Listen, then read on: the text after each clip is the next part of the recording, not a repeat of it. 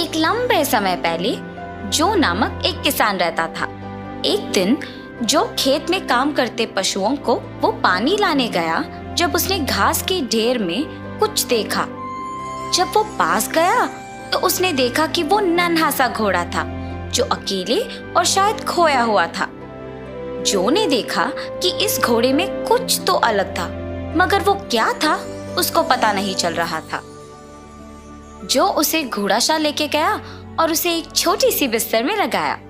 जो ने उसे प्यारी नजर से देखा और फैसला किया कि उसे वो ईव के नाम से पुकारेगा। जैसे महीने बीते, जो ने युवा घोड़े को बढ़ते हुए देखा। उसने ईव में अंतर देखना शुरू किया। वो बाकी घोड़ों की तरह नहीं थी, और जब वो पूरी तरह से बड़ी हुई तो जो ने उसकी सुंदरता देख चौंक गया। ईव की त्वचा बादल जैसे सफेद और उसके बाल इंद्रधनुष जैसे रंगीले थे। उसके बारे में एक सबसे सुंदर चीज उसके माथे पर एक लंबी नुकीली चीज थी। ईव जैसे बढ़ती गई, जो और बाकी पशुओं की ओर उसका प्यार भी बढ़ता गया। काम के एक लंबे दिन बाद ईव घोड़ाशाल में चली गई और उसने देखा कि चारों ओर घोड़ों के साथ कुछ गलत था। वे बेचैन थे और असहज थे। मगर ईव ज्यादा नहीं सोची और अपने स्थान में जाके सो गई। बहुत देर बाद नहीं, ईव सुबह सुबह एक भयानक आवाज सुन के जाग उठी। उसने देखा कि सारे घोड़े अपने स्टैलों से बाहर आए और खेत से बाहर भाग रहे थे।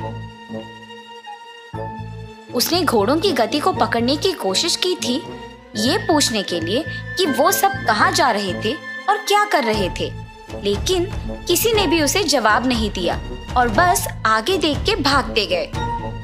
वो ये देख चौंक गई कि वो सब कुछ कह रहे थे। थोड़ी देर बाद उसे समझ आया कि वो सब ग्रेचन सबसे महान है, ग्रेचन सबसे महान है का जाप कर रहे थे। उसे इसका कारण नहीं पता चला और उसे समझ आया कि वो सब ईव को सुन भी नहीं पा रहे थे। ईव ने ये भी देखा कि वे सब एक ही दिशा में भाग रहे थे। अचानक वे सब एक हरी घास और डैफोडिल्स तैरते हुए एक जगह पे आ पहुंचे, जहां ईव ने एक युवा लड़की को कालीन पे बैठे एक अजीब दिखने वाले बक्से को पकड़े हुए देखा था। उस बक्से के शीर्ष पर एक छेद था। बक्से से संगीत बाहर आ रहा था और ईव को समझ आया कि वे सब एक जादुई मंत्र के ताहत में थे और उस संगीत की दिशा की ओर जा रहे थे। ईव उलझी हुई थी क्योंकि उसको समझ में नहीं आया कि वो क्यों इस जादुई मंत्र के ताहत में नहीं आई थी। तब उसे समझ आया कि वो बाकियों से अलग थी।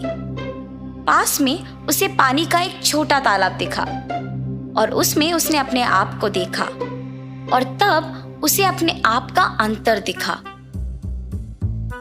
उसने अपनी सफेद त्वचा और माथे पे लंबी नुकीली चीज देखी। उसने फैसला किया कि वो अपने दोस्तों को बचाएगी, भले ही वो उससे अलग ही क्यों ना हो। उसने उस लड़की के जाने का इंतजार किया और किसी को बक्से के पास जाने नहीं दिया, मगर वो लड़की जा नहीं रही थी क्योंकि वो सारे घोड़ों को लेके जाना चाहती थी, ईव को भी। ईव धीरे से उस लड़की की ओर बढ़ी और अपनी लंबी नुकीली चीज से लड़की के हाथ में बक्से को ठोक दिया। बक्सा नीचे गिर गया। तब ईव ने देखा कि वो बक्से का आकार घोड़े के खुर की तरह थी, लेकिन कोई भी अन्य घोड़ा नहीं। उसका आकार बिल्कुल ईव के नुकीली के जैसा था। इसलिए उसने अपना पैर उठाया और अपना खुर उस बक्से में डाला और अचानक वो संगीत बंद हो गया। बाकी के घोड़े होश में आए और ये देख दंग रह गए कि वो सब वहां कैसे पहुंचे। लड़की बक्से की ओर भागी वापस संगीत बजाने के लिए, मगर तब तक देर हो चुका था। सारे घोड़े तेजी से अपने घोड़ाशाल की ओर भागते रहे। ईव के साथ ईव भागते हुए मुड़ के देखी और मुस्काई। वो अलग जरूर थी, मगर उसने अपने दोस्तों को बचा के अच्छा काम किया था।